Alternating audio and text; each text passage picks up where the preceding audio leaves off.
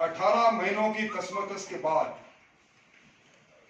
14 बार राजस्थान के प्रभारी अजय माकन के अतिशीघ्र मंत्रिमंडल के पुनर्गठन की घोषणा के बाद आखिर मंत्रिमंडल का पुनर्गठन हो ही गया।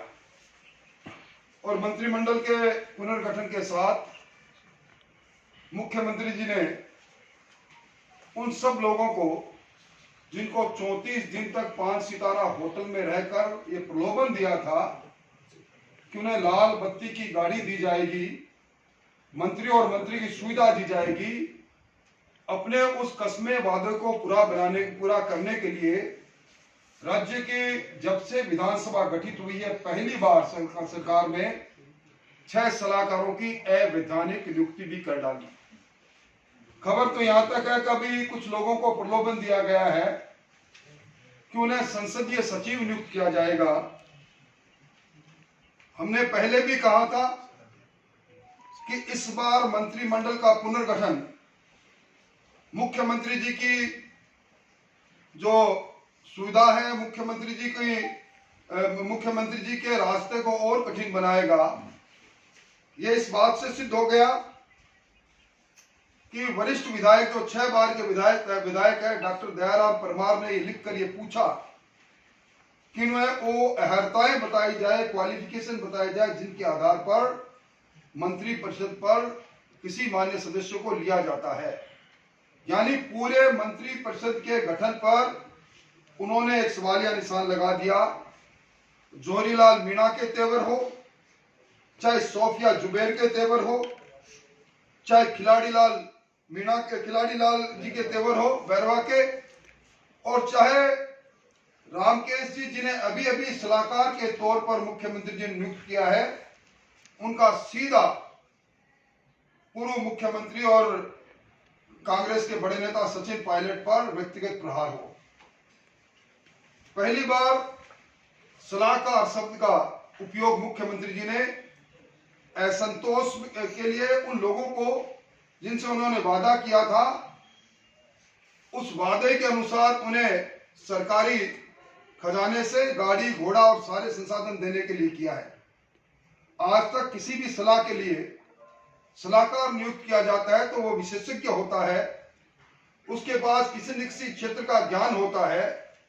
इसी राज्य सरकार ने वित्तीय सलाहकार के तौर पर अरविंद वायाराम जी को और पूर्व मुख्य सचिव डीपी गुप्ता को सलाहकार नियुक्त किया मुख्यमंत्री जी ने अपना। और पहले मुख्यमंत्री है जो इतने कमजोर है कि अब उन्हें 8-8 सलाहकारों की आवश्यकता पड़ रही है। और उन सलाहकारों में दानिश अबरार से लेकर बाबूलाल जी तक सब लोग वो लोग हैं, रामकेश जी मीणा तक हैं। यक्ष प्रश्न यह है कि इन सब लोगों के पास जिन 6 लोगों को सलाहकार के तौर पर जिनकी ताजपोशी की गई है, उनमें क्या ऐसी खासियत है जो सिर्फ उन्हीं को चुना गया? क्या उनकी विशेष योग्यताएं हैं? यक्ष प्रश्न भी है। और एक मंत्री परिषद में राज्य मंत्री के रूप में किसी भी व्यक्ति को अगर सुविधा दी जाती है तो वेतन, प्रलब्धियां, वाहन की सेवा, स्टाफ, मकान, इन सारी को सुविधाओं को जोड़ते हैं तो 20 लाख रुपए हर महीने सरकारी खजाने पर भार आता है। 6 सफेद हाथी मुख्यमंत्री जी ने बांध दिए। 12 सफेद हाथी अब अपने बंधने के इंतजार में है, जो पूर्णतः अवैधानिक है। 2003 से पहले कितने भी मंत्री बनाए जा सकते थे। 2003 के अंदर भारत के अंदर 51वां संविधान संशोधन हुआ। इस संविधान संशोधन के पीछे बेसिस था, एक कमेटी बनी थी, national commission of review working of constitution. और इसके साथ ही जो विधि आयोग है, उस 170वें विधि आयोग ने रिपोर्ट दी थी और उसके आधार पर आर्टिकल 164 में संशोधन करके एक उपधारा जोड़ी गई थी। उसमें तय किया गया था कि राज्य विधानमंडल और संसद के मान्य सदस्यों की कुल संख्या के 15% तक ही मंत्रिपरिषद में सदस्य लिए जा सकते हैं। और इसके साथ ही एक आर्टिकल 191 एक ए में भी संशोधन हुआ, क्योंकि 2003 के 91 संशोधन के पश्चात भी बहुत से राज्यों में संसदीय सचिव के नाम पर और दूसरे पदों पर आयोग के चेयरमैन के नाम पर कई विधायकों को राज्य मंत्री और कैबिनेट मिनिस्टर की सुविधा दी जाने लगी। उस पर एक फिर संशोधन हुआ आर्टिकल 191 एक ए में। उसके में यह स्पष्ट किया गया कि राज्य विधान परिषद का कोई भी सदस्य अगर किसी पोस्ट ऑफ प्रॉफिट पर जाता है जिससे उसे लाभ मिलता है, तो वो जब तक नहीं जा पाएगा जब तक विधानसभा के अंदर इसके लिए कानून पारित नहीं किया जाए। आज जो हमारे माननीय जो एडवाइजर नियुक्त किए गए हैं, सलाहकार नियुक्त किए गए हैं, उनके लिए राजस्थान की विधानमंडल में कोई भी विधान बनाने का काम सरकार ने नहीं किया। और इसके साथ ही 162 आर्टिकल में ये लिखा गया है कि कौन कौन से विषय पर आर्टिकल 246 की अनुसूची 7 के अनुसार राज्य सरकार कानून बना सकती है। उसमें कहीं भी संसदीय सचिव और मुख्यमंत्री जी के सलाहकार का पद का उल्लेख नहीं किया गया है। यानी कुल मिला के हमारे संवैधानिक प्रावधान ये कहते हैं, आर्टिकल 164 एक ये कहता है, आर्टिकल 191 एक ए कहता है और आर्टिकल 246 कहता है कि राजस्थान की सरकार ने जो 6 मुख्यमंत्री जी के सलाहकार नियुक्त किए हैं और संभावना यह है कि कुछ और पार्लियामेंट्री सेक्रेटरी ये बनाएंगे, ये अवैधानिक है, संविधान के प्रावधानों के पूर्णतः विपरीत है। इसके साथ ही एक माननीय सर्वोच्च न्यायालय ने 2017 में एक फैसला किया था।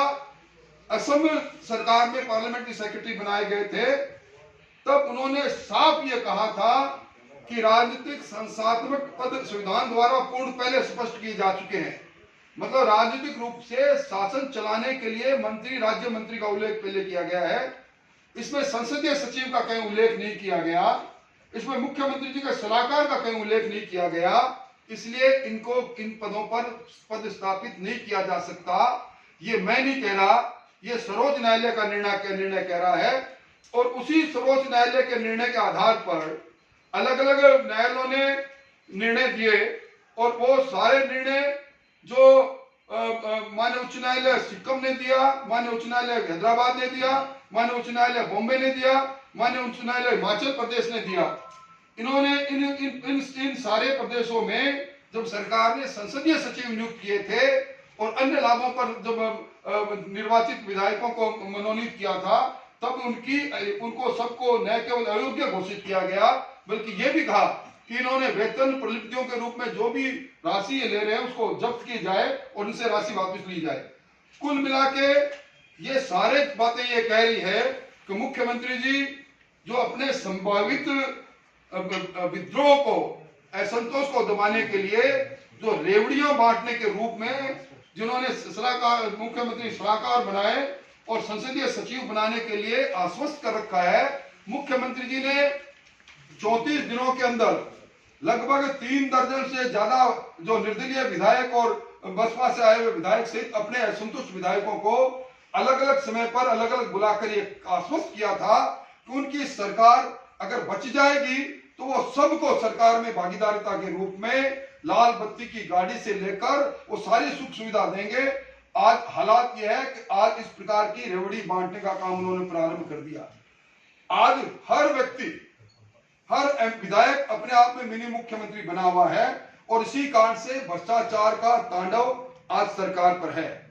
बाबूलाल जी नागर जो अभी अभी सलाहकार मनोनीत हुए हैं, उनको ये कहना कि मैं मुख्यमंत्री से कम नहीं, मैं मुख्यमंत्री हूं, ये अहंकार एक में नहीं, ये सत्ता में बैठे सारे विधायकों का ये अहंकार उन्हें भ्रष्टाचार की ओर ले जा रहा है। आज इसीलिए सरकार के मुखिया को इस राजस्थान की लचर कानून व्यवस्था की चिंता नहीं, इस राजस्थान के अंदर रुके हुए विकास की चिंता नहीं, रीट की परीक्षाओं के पेपर लीक होने की चिंता नहीं, और अनेकों ऐसे मुद्दे हैं। अभी ताजा ही एक बार बर्ड फ्लू फिर फैल रहा है। पिछली बार पूरे विश्व में 16,000 पक्षी सांबर लेक के अंदर मर पाए गए, जो कलंक था सरकार पर। एक बार फिर आगे बढ़ रहा, उस पर भी कोई नियंत्रण का काम सरकार नहीं कर रही। और मैं ये दावे के साथ कह रहा हूं कि पूरे देश में पहले मुख्यमंत्री है जिन्होंने अपने विधायकों को 6 विधायकों को सलाहकार नियुक्त किया। 2 सलाहकार प्रशासनिक पदों पर बैठे हुए अरविंद मायाराम जी को, डीबी गुप्ता साहब को पहले उन्होंने कहा इन सलाहकारों को न केवल सलाह देने का कोई वैधानिक अधिकार है, बल्कि मुख्यमंत्री जी इनको पत्रावली भी अगर भेजते हैं तो एक तरह से तो ये कानून की अवहेलना है। यही नहीं, पब्लिक रिप्रेजेंटेशन एक्ट में भी एक संशोधन हुआ था जिसमें भी पोस्ट ऑफ प्रॉफिट की बात कही गई थी। उसके अंदर भी साफ कहा गया था कि ये पोस्ट ऑफ प्रॉफिट है। इसके अंतर्गत पब्लिक रिप्रेजेंटेटिव एक्ट के सेक्शन 9A जो जनप्रतिनिधि कानून है 1955 का, उसमें 9A ये कहती है सांसद और विधायक लाभ के पद का धारण नहीं कर सकती। ये सारी चीजें मैंने लिपिबद्ध करके आज महामहिम राज्यपाल जो संवैधानिक प्रमुख है राजस्थान के, उनको पत्र भेजकर ये कहा है आर्टिकल्स और सर्वोच्च न्यायालय उच्च न्यायालय के फैसलों के साथ वो जो निर्णय करना अब उनका अधिकार है, क्योंकि हमारे संवैधानिक प्रमुख है। ये सलाहकारों की नियुक्ति और होने वाली संसदीय सचिवों की नियुक्ति अवैधानिक है और ये एक तरह से संविधान का खुला मखौल है। मोटे तौर पर मैंने कुछ बातें कही, कुछ बातें जो मैं नहीं कह पाया वो मैंने जो पत्र में लिख रहा हूँ उसकी प्रतिलिपि आपको भेज दे रहा हूँ। यही मेरा निवेदन था।